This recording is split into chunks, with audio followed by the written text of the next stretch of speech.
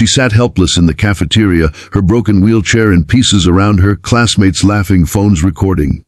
Then the cafeteria doors swung open. A man in a Marine uniform stood there, tall, scarred, and furious. No one breathed, no one moved, and in that moment, everything changed. Sophia James was used to being stared at. Born with muscular dystrophy, she had spent most of her life navigating the world from the seat of a wheelchair.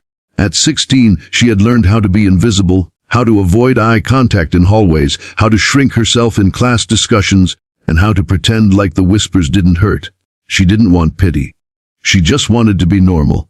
It was lunch period again, her least favorite time of the day. The cafeteria at Havenridge High was a battlefield, and Sophia was often caught in the crossfire. The tables were grouped in clusters. The jocks, the popular girls, the gamers, the quiet art kids, and then there was Sophia, always by the window, alone. She didn't complain, she'd eat her sandwich, read a chapter from her favorite book, and dream about life after high school.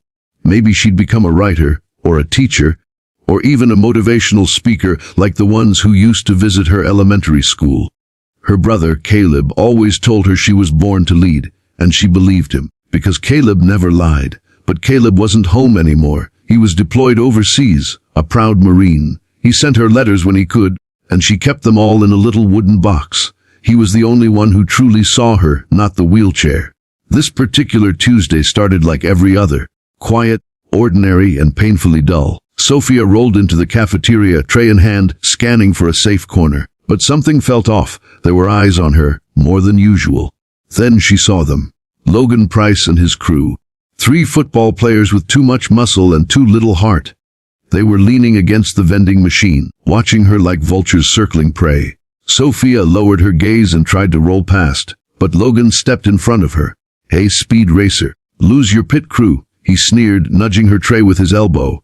Her sandwich tumbled onto the floor. Sophia didn't speak. She never did. She just bent slightly to try to retrieve it, but Logan kicked it further away. "What? You can't chase it, Seaman? Put some turbo in that chair." His friends howled with laughter. Sophia's cheeks burned. Her hands shook as she gripped the wheels of her chair. "Please," she whispered. "Let me go." Logan's smile dropped for a second, and then, with a sudden motion, he grabbed the armrest of her wheelchair and yanked. CRSK. The left side of the chair snapped, then the right.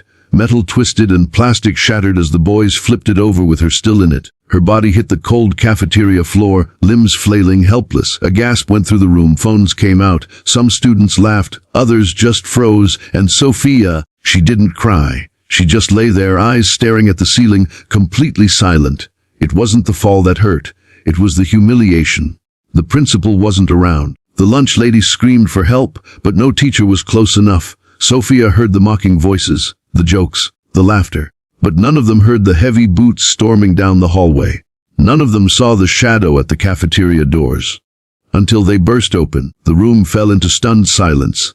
Standing in the doorway, dust on his boots, dressed in his decorated uniform, was Caleb James, Sophia's older brother. His square jaw clenched, his eyes, hard and stormy, scanned the chaos, and then he saw her, on the floor, surrounded by scattered pieces of her wheelchair, her books dumped, her tray smashed, and Logan Price standing right there, still smirking. Caleb didn't yell, he didn't curse. He marched across the cafeteria, each step echoing like thunder. Students parted like waves, no one daring to stop him. He kneeled beside Sophia. "Hey, kiddo," he said gently, brushing hair from her eyes.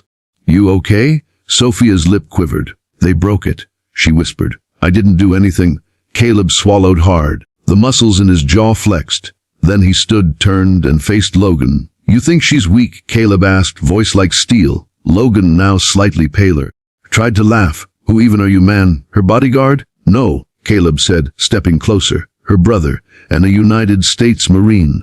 Logan tried to back away, but Caleb didn't touch him. He didn't need to. "Men like you," Caleb said calmly, "think power means hurting those who can't fight back. But I've seen real courage in the middle of combat. And I'll tell you something, Logan." He pointed at Sophia. "She's tougher than you'll ever be." Teachers had now entered the room. Students were still filming. The principal rushed in, gasping at the scene. Caleb didn't raise his voice. He didn't need to. His presence alone said everything. The aftermath was swift. Logan and his friends were suspended indefinitely. Their scholarships revoked, charges pressed, parents called.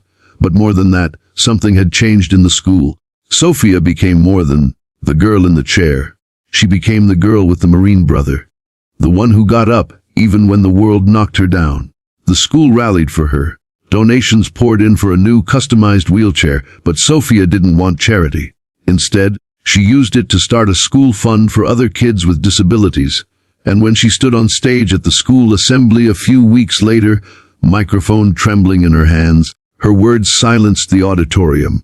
"I don't need to walk to stand tall," she said, "because my strength has never been in my legs.